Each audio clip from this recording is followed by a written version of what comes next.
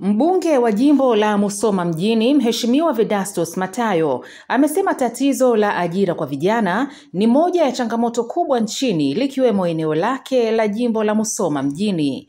Mheshimiwa Matayo ameyasema hayo Mei 27 mwaka 2025 katika mahojiano maalum nje ya viwanja vya bunge jijini Dodoma, huku akitaja baadhi ya matatizo ambayo yamechangia ongezeko la matatizo hayo ya ajira kwa vijana. Mojawapo ya changamoto ambayo kwetu sasa ni kubwa, kwamba watoto wanasoma vizuri, wanamaliza vyuo, lakini wakimaliza kazi sasa huo ndio mtihani.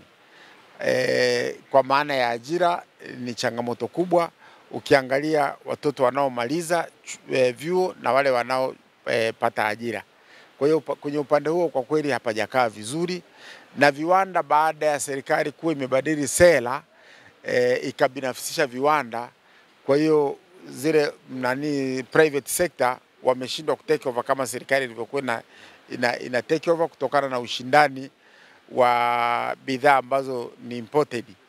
Kwa hiyo zinasababisha viwanda vyetu vingi vinashindwa kufanya kazi. Kwa hiyo kutokana na hali hiyo ndio maana viwanda vyetu vingi vimekufa, lakini hata vile viwanda vyetu vya samaki ambavyo navyo vilikuwa vinatoa ajira kubwa, na vyenyewe nako kuna changamoto kubwa, kwa maana kwamba samaki wengi sasa hawapo kutokana na uvuvi haramu.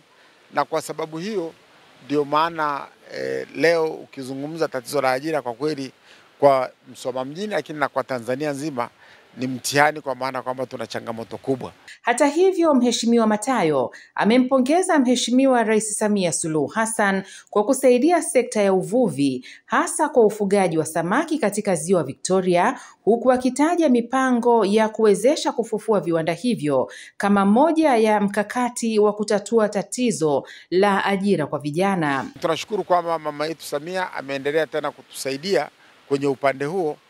Kwanza tunasaidiana kupiga vita uvuvi haramu, lakini tumeanzisha ufugaji wa vizimba. Mama yetu ametupatia vizimba vya kutosha na anaendelea kutupatia. Leo hivi ninavyozungumza pale Musoma mjini tuna vizimba visivyopungua 33, lakini tunaendelea kupata vingine, na hapa pote ni kwamba tuendelee kutengeneza ajira kwa watu wetu ili waweze kupata maisha bora. Tunadhani kwamba kwa kuendelea kutafuta wawekezaji itatusaidia kwa ajili ya kufufua viwanda vyetu vya Musoma, kwa maana kwamba shida kubwa iliyopo, vile viwanda vina teknolojia ya zamani. Kwa hiyo tumeendelea kuwaomba wawekezaji mbalimbali waje na teknolojia mpya ambazo zinarahisisha gharama, zinafanya gharama ziwe chini, ili tuweze kufufua viwanda tulivyo navyo. Kuhusu mipango ya ujenzi wa vyuo vikuu katika jimbo hilo la Musoma mjini, mbunge Matayo amesema kweli katika jimbo la Musoma mjini tunavyo vyuo vya kati. Mfano ukiangalia pale Bweri kuna kile FDC, lakini ukiangalia pale hospitali yetu pale kuna chuo cha waganga pale wanesi, lakini na vyuo vingine vidogo vilivyopo. Lakini katika mikakati ya kuongeza, mimi binafsi nimeiambia serikali ione uwezekano chuo kama kile cha Buhare ambacho kinatoa certificate. Tumeomba kwamba kwa sababu kina eneo la kutosha, basi kiwezekana na chenyewe kiweze kutoa diploma pamoja na degree, ili kiweze kuchukua wanafunzi wengi zaidi. Lakini sambamba na hiyo, ukienda pale kwenye ile hospitali yetu ya Mwalimu Nyerere, tumetoa eneo la ekari 20 tumekipa chuo kikuu cha Mwalimu Nyerere, ili kiweke pale kitengo cha waganga, kwa ajili ya kuhakikisha kwamba tunapata madaktari wa kutosha, tunapata manesi wa kutosha. Na kwa kufanya hivyo, basi na mji wetu utaendelea kupanuka kwa sababu ya vyuo ambavyo tunaendelea kupambana navyo. Lakini tunashukuru kwamba tunacho chuo kikuu huria, na chenyewe nacho kinasaidia katika watu wetu kupata elimu. Hata hivyo, mbunge huyo wa Musoma mjini ameelezea mafanikio makubwa ya maendeleo katika jimbo hilo katika kipindi cha miaka 5 ya uongozi wake. Kumshukuru mama yetu Rais Samia Suluhu Hassan kwa namna ambavyo ameniwezesha katika jimbo langu. Yale yote ambayo tuliyategemea nimeweza kuyatekeleza kwa kiasi kikubwa sana. Kwa hiyo leo kama yako mambo ya kujivunia, karibu mambo yote mengi ya kimaendeleo mwanahabari, leo ukizungumza kwenye habari ya elimu, tuko vizuri sana.